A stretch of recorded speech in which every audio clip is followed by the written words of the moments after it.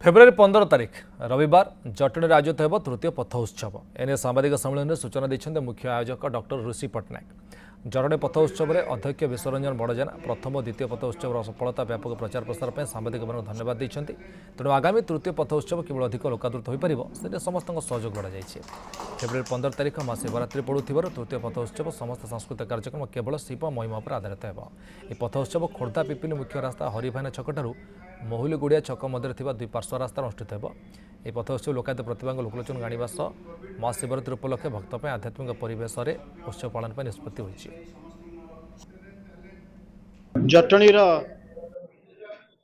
उन्नति सारा ओडिशा रे नुह सारा भारत में परिचय सृष्टि करने विकास परिषद अनुकूल अध्यक्ष भारतीय जनता पार्टी जे जिला सभापति अच्छा खोर्धा जिला विश्वरंजन बड़जना अध्यक्षतार ये जो पथोत्सव आरंभ कर तृतीय पथोत्सव जागर दिन 15 तारिख अनुष्ठित हो जटणी सेटा को आम शिव महिमा अंतर्भुक्त करूँ। आगामी 15 तारिख जो दिन आम पवित्र जागर उत्सव अच्छी से दिन तृतीय रविवार पड़ुची आम भी मनस्थ करुचु से दिन भी आम जेहेतु तृतीय रविवार पड़ा आम पथोत्सव करूँ। गुड़े लोकों पाखे प्रश्न अच्छी जेहेतु से दिन जागर अच्छी तो प्रोग्राम होना नहीं बोली तेणु आपण माध्यम आम समस्त जनसाधारण को सूचना दूसरी कि आम जेहेतु कमिटमेंट करूँ प्रत्येक मास तृतीय रविवार करूँ बोली जेपर्यंत खरा माने से कौन पाणीपागर परिवर्तन न होती आम से पर्यंत जो कौन माने तिथि पड़ू पछे आम करूँ।